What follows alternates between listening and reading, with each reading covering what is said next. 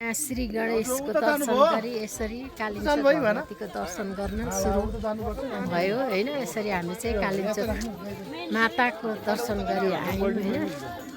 यहाँदेखि यसरी पूजा गर्दै गइने रहेछ। यहाँ चाहिँ नाग देवताको पूजा हुने रहेछ। त्यसपछि यहाँ शिव भगवान माता गौरीको पूजा हुँदै अनि यसरी यहाँ मेन मन्दिर यहाँ भयो। यहाँ यसरी दर्शन गरिने रहेछ है। सबैजनाले ल हेर्नुस् पूजा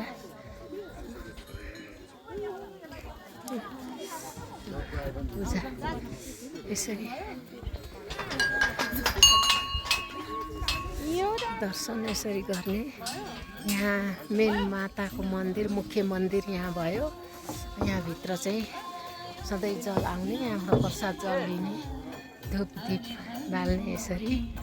अनि यसरी यहाँदेखि दर्शन गर्दै यो पहाड यसरी ल यहाँ माथि हामी यति माथि आइरहेछौँ।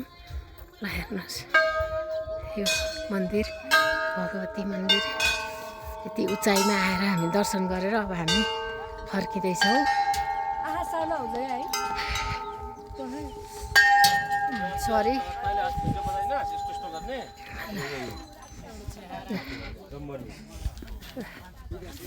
यो अब हामी यहाँबाट केबल कार झर्नेतिर हामी लाग्छौँ। बाटो यता ल हेर्नुहोस् यहाँ पहाडबाट यस्तो देखिन्छ यो गाउँ। ल हेर्नुहोस् अब यहाँ कतिको देखिएको छ।